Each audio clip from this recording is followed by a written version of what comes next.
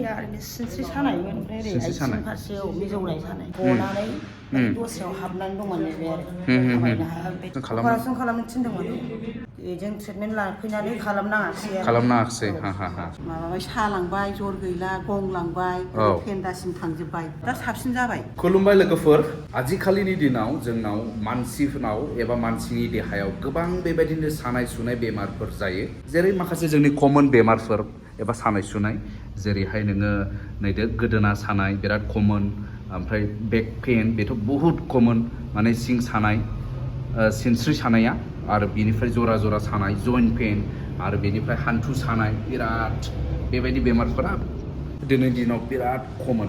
नाथाय ट्रिटमेन्टखौ मोननो थाखाय नोंथांमोना बहा थांनांगोन बेखौ आं दिनै नोंथांमोना आरोबाव आपडेट होनो नागिरदों। दा सिगाङावनो नोंथांमोना लोगो हमदो, नैबे जाहैबाय सार सामुएल, बिथाङानो जाहैबाय बुनि थेरापिस्ट। गोजोन्थों सार। दा नैबे बिथांनिनो सेन्टार, आङो सिगाङावबो नोंथांमोननो इनफरमेसननि गेजेरजों होदोंमोन। नैबे सेन्टारखौ बेयो जाहैबाय लकेसना बङाइगाव एरिया, खिन्थु डिस्ट्रिक्टआ चिराङानो गोग्लैयो। नैबे बेंटल गेटनि आरो नेशनेल हाइवे 27 बेंटल गेट सारियालिनि एसे सानजाहा हाइवेनि साहा नैबे सेन्टारा दङ। दा बेयावनो गोबां बेबायदिनो सुबुंफ्रा ट्रिटमेन्ट लानानै मोजां जानानै थांगासिनो दङ। दा नोंथांमोना नैबे भिडिअखौ नायलाङोब्लानो नुलांगोन बिथांमोना माबायदि मोजां रिजाल्ट मोननानैहाय माने फोरमायदों। खुलिनानै दङ। औ ओरै बे पार्किं बादि दङना बेजों फै बेक साइडजों। औ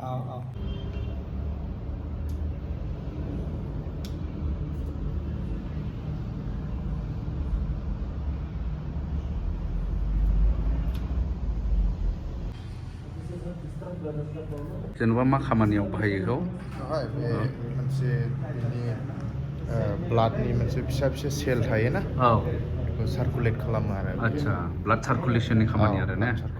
बे जाहैबाय ब्लाड सार्कुलेसन। प्रब्लेमा मा बे माबाने? बेना सिनस्रि सानाय आरो सानायजों लोगोसे सिनस्रि सानाय ने? सानायजों लोगोसे पेन जानाय आरो ओरै पेन जानाय। देमदों। आच्छा। नैबे आयंआ बेसे गोबावसो जाखो बेयाव फैनाया? 6 दिन। ओमफ्राय मामोन उसुबिदाया? उसुबिदाया सिनस्रियाव माइ गायनायाव खें मोनबाय, बे खें मोननाय हारसिं ओरै एसे खुदबदब जालांबाय, जर गैला, माबाबाय सालांबाय जर गैला गंलांबाय, फेन्दासिम थांजोब्बाय। दा बे फेन्दायाव दङ आरो। आच्छा। बेनिफ्राय दा माबायदि मोजां मोननाया माबायदि मोनदों? दा साबसिन जाबाय। थाबायनो हायामोन नामा? थाबायनो हाबाबो ओरै गंलाङोमोन। गङोमोन? दा गंनांगौ गैले? दा गंला बारा। सागाबाय। थाबायलाय माबायदि थाबायनो हायो दा? थाबायनो हायो दा, गोथों हासिनबाय। मयनि आयंआ? खुंग्रिं दाखिनगाव। ओमफ्राय आरो नैबाव सासे दंबावो, नै सासे ब्रादार। आपनि कौन रहा है? मैं आ रहा हूँ बरपेटा से आया है। अच्छा, प्रॉब्लम क्या था आपका? मेरा तो बैक पेन S4 में S5 और L4 L5 और S1 में मेरा प्रॉब्लम है। अच्छा। कितना डिस्क तो है मेरा। नहीं, प्रॉब्लम कितना दिन से था? हमारा प्रॉब्लम है लगभग 13 साल जैसा। 13 साल जैसा हो गया था? नहीं, मैंने इनसे एक्चुअली के अंदर 1.5 साल पहले ट्रीटमेंट कराया था। 1.5 साल पहले? हाँ, 1.5 साल पहले मैंने ट्रीटमेंट कराया था, जो मेरा यहाँ से? हाँ, यहीं से मेरा ठीक हो गया। और बीच में मैं थोड़ा वेट वगैरह उठा लिया, उठाने के लिए मना था, तो ये मेरा वापस हो गया था। ओके, अभी कैसा हो रहा है? ये ज़्यादा दिन नहीं हुआ, ट्रीटमेंट करते हुए तो टाइम लगेगा करने में, ज़्यादा हो गया था ना। इम्प्रूवमेंट है अभी? हाँ, कुछ इम्प्रूवमेंट है, मैं चल पा रहा हूँ थोड़ा, तो पहले तो बिल्कुल भी नहीं चल पा रहा था मैं। हाँ। अभी थोड़ा चल पा रहा हूँ, कम से कम उठ बैठ पा रहा हूँ, पहले तो बिल्कुल भी नहीं। नैबे बिथांनि जाहैबाय माने बेने बेक पेन दंखायोमोन, माने सिं सानाय सिगांनो दङमोननो 13 बोसोरनिफ्रायनो। 1.5 बोसोरनि सिगां बेयावनो एसआइ निउर' थेरापियावनो फाहामथाय लानानै बिथांनो थिग जाबायमोन होनना बुंदों। नैबे दा थाबायगासिनो दङ नै। बेनिफ्राय दाखालि बावैसो माने बिराद अजन थिखांनानैहाय माने बिथांनि आरोबाव सिखांफिनदों जाहैबाय। दा सिखांफिननानै दा नैबाव आरोबाव ट्रिटमेन्ट लाफैफिनबाय। बेनिफ्राय दा नैबावहाय ट्रिटमेन्ट लानानै दा इमप्रुभमेन्ट दङ आरो दा। बरपेटा से आया ना? बारपेटा रडनिफ्राय दा बेबायदिनो गोजान गोजान जायगानिफ्रायबो बेवहाय फाहामथायखौ लाफैयो बेनिफ्राय रिजाल्ट मोननानै बेबायदिनो थाङो आरो बिदिनो फाहामथाय होनो एबा ट्रिटमेन्ट होनो थाखाय माखासे इकुइपमेन्ट्सफोरखौ बाहायनाय जायो माखासे मेसिनफोरखौ दा नोंथांमोना नायनो हागोन थिग बेबायदिनो मोनसे नैबे भाइब्रेटर मेसिन दङ नै भाइब्रेसन मेसिन नैबे आयंखौ बेयाव गाखोहोदों नै ट्रिटमेन्ट होगासिनो दं थारमाने दा ओरै मावग्लुबजोबो नै भाइब्रेसन बेनि खामानिया मा सार बे मेसिना औ बे जाहैबाय भाइब्रेटर मेसिनखौनो होननांसिगोन औ बेयाव जोंनि ब्लाड सार्कुलेसनखौ बेयो फ्रि खालामो आरो आदसा स्टिफनेस थायो औ नैबे सिनस्रिनिफ्राय लानानै खर'सिम बिनि भाइब्रेसन जागोन औ आरो मेनलि बेयो मोनसे वेटखौबो लस खालामो ए वेटबो रिडिउस जागोन बे आरो सोरनाबा बे भेरिकस भेइन थायोना नै बेबायदि गिदिर गिदिर माबा रोदाखौ खिंख्रा खिंख्रि थायो थायो बेफोरबो बेजों आराम जायो आदसा बेना हान्थु सानाय नालाय ब्लाडा माने जमा जानानै थायो माखासे रोदाफ्राव ना दा बे खमसिगोन आरो लासै लासै बेखौ इउज खालामबाय थानांगौ थारमाने हमनानै लादो भाइब्रेसन खालामनानै बिनि थैखौ गोसारहोनाय आरो मोजाङै बेलायनाय बेयाव बेबायदिल' नङा मोजां मानसियाबो गाखोनो हायो पेरालाइज मानसिफोरनि थाखाय काइन्ड अफ एक्सारसाइज बादि पेरालाइजफोरा जाहैबाय बिसिनाथ' ब्लाडा एकदम टटेलि स्टप जायो नालाय दा नैबे मोनसे मेसिन बेनो बेबो भाइब्रेटर ना भाइब्रेटर गसंनांगौ बा जिरायब्लाबो जायो आरो बे स्टेन्डिं पजिसनाव हमथाग्रा गोनां माबायदि आयं मावग्लुबजोबथारदों मावदों हान्थु सानाय ना मा होनदों आयंनिया हान्थु सानाय बेसे गोबावनिफ्राय फैखो बेयाव दिनैसो फैदों बेयाव दिनै फार्स्ट ने ए महिनी आयं सरबक दे दे आयं दे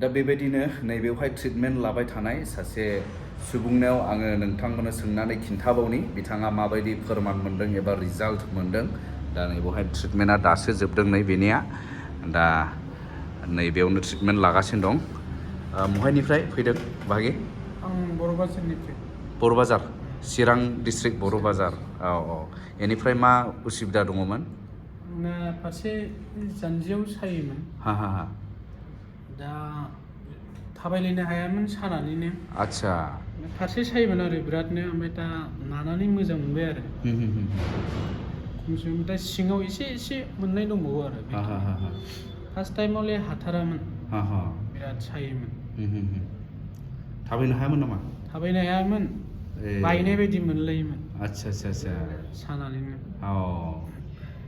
ओमफ्राय सानबेसे बायदि दा कर्स लाखो आं फुरा 10 दिन जाबाय नै दिनैजों आदसा फुरा 10 दिन फुरा कर्स कमप्लिट खालामबाय दाथ' आरामसे थाबायनो हासै दा बर्थमान क्लियार माने फुरा मोजांखौनो मोनदों आरो जे फार्स्ट टाइमावथ' हाखायामोन बिराद सायोमोन थानोबो जिरायनोबाबो गसंनोबाबो माने उसुबिदा मोनोमोन बेबायदि आरो फारसेल' सायोमोन जानजियाव ने जानजियाव दा बेबायदिनो गोबां रिजाल्ट मोननाय फोरमान मोननाय दङ बेवहाय ट्रिटमेन्ट लाफैनानैहाय दा बेबायदिनो दा आं जाय बिथांमोनखौ लोगो मोनफैदों बिथांमोनावल' आं साफा सानैनाव नैबेफोर सोंलुखौ लाबाय आरोबाव नोंथांमोना नायनो हाबावगोन जायफोरा बेनिफ्राय फोरमान मोनदों एबा रिजाल्ट मोनदों आरो जायफोरा फाहामजानो हादों नैबे SI निउर' थेरापिनिफ्राय आरोबाव नैबाव सासे बाजै दंबावो नै बाजैनि मा जायामोन आंनिया ओरैनो सिनस्रि सानायमोन ओमफ्राय ओरै आथिं फारसेयाव मिजौनाय सानाय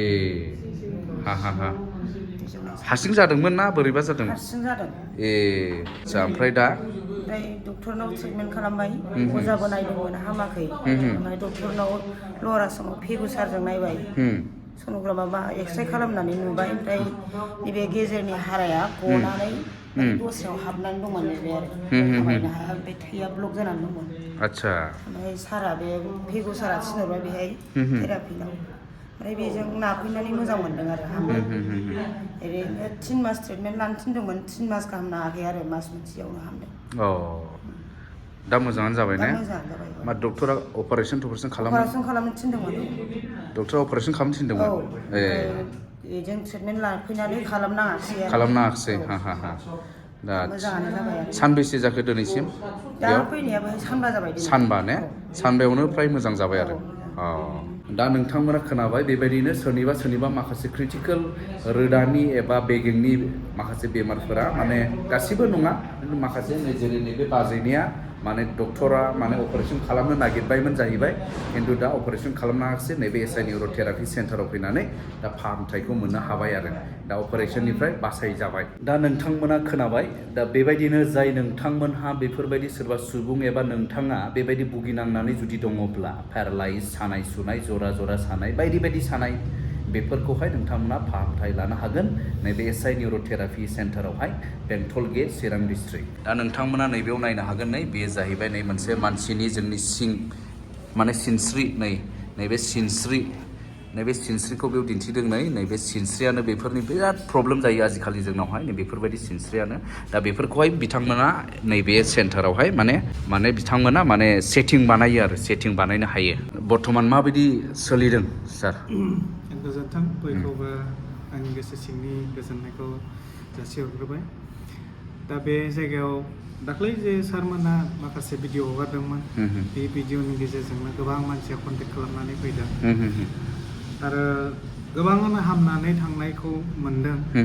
सासे आरोबाव इउटुबार दंमोन बिथाङाबो माने हामनायनि माखासे हिलिं जाखानाय हामनानै माने हामनायखौ मोननाय मानसिफोरनि जे बाइट लादोंमोन सोंदोंमोन बिसोरखौ हामनानै सोरबा पेरालाइसआबो हामदों सोरहाबा बिदिनो सिनस्रि सानायफोर आखाइ थिखांनो हायै खर' सानाय सिनस्रि सानायफोर साइटिका जानायफोर आथिंजों ओरै सालांनायफोर बेबायदि गोबां मानसिफ्रा हामनानै थांबाय। आरोबाव दिनै सारा फैदों साराबो माखासे मानसिफोरखौ सोंबाय बिथांमोनाबो मोजां मोनदों। दा अभारअल बे गासैखौ नायोब्ला माने गोबां मोजां रिजाल्टखौ मोननो हादों बे जायगायाव। आरो आङो जोंनि मानसिफोरखौ मोनसे माने खोन्थानो सानदों मेनआ जाहैबाय पेरालाइसनि फारसे। जेब्ला जोङो पेरालाइस जायो पेरालाइस जादोंब्ला न'आव दोननो नाङा डाइरेक्टलि हस्पिटालाव लाबो माखासे मेडिकेसन बिसोरो डक्टरफ्रा होगोन। ब्लाड क्लट जादोंब्ला बिसोरो मा होनो इन्जेक्सनफोरजों सेलाइनफोरजों बेखौ खारसार होफिनगोन बेजों थाब रिकभारि जायो। खिन्थु जानाय लोगो लोगो नों न'आवनो दोनबाय थायोब्ला माखासे अजाफोरनि बा न'नि बानायनाय मुलिफोरखौनो जुदि नों इउज खालामदोंब्ला बे मानसिया डेमेज जागोन माने रिकभारि जागौब्लाबो हामगौब्लाबो बेयो हामनाय नङा। दा पेरालाइसखौ जोङो फुरानाफोरखौ जोङो हानो हाया मेनना बे गोदान जुदि जाथारदोंब्ला हस्पिटालनिफ्राय लाबोनाय लोगो लोगो जुदि जोंखौहाय कनसाल्ट खालामोब्ला जोंखौ सोंहरोब्ला जे बेबायदि दिनल' जादों जों लाबोजागोन नामा होननानै सोंहरोब्ला जों बेखौ एडभाइस होनो हायो। दा बिदिनो साब्रै मानसि कन्टिनिउ दा लागासिनो दङ ट्रिटमेन्ट। जोङो बिसोरो हस्पिटालनिफ्राय फैनाय लोगो लोगोनो जोंखौ कन्टेक्ट खालामहरदों खाथि खालानिनो माखासे एसे गोजाननि साब्रै मानसि दा साब्रैबो थाबायजोब्बाय। सापर्टल' इसे होनांसिगौ सोरखौबाथ' सापर्टबो नांला बे 10 दिन सासेयाथ' 15 दिनल' जादों माखासेया 10 दिनबो जायाखै दाबो माने बेखिनि गुसुं समावनो माने इमप्रुभमेन्टखौ मोनदों। बिराद खुसि मानसिफ्रा। पेरालाइसआनो बयनिख्रुइ देरसिन बेमार होनजायो मानो होनोब्ला बिसोरनि मोदोमा रुइग्लिजोबो माने थट मोनला बडा मोनला ओंखायनो माने देरसिन बेमार होननानै जों बुंनो हायो आरो। दा ओंखायनो जायफ्रा जादोंब्ला थाब कनसाल्ट ला डक्टरनाव लांग्रो डक्टरनि मुलिखौनो जाबाय था जों मुलि हरा पेरालाइसनिखौ आरो माने जोंखौ खबर लायोबा जों थाब बेखौ फिजिअ होनायजों बा निउर' होनायजों बा एक्सारसाइस खालामहोनायजों बेखौ जोङो थाब बोखांनो हायो।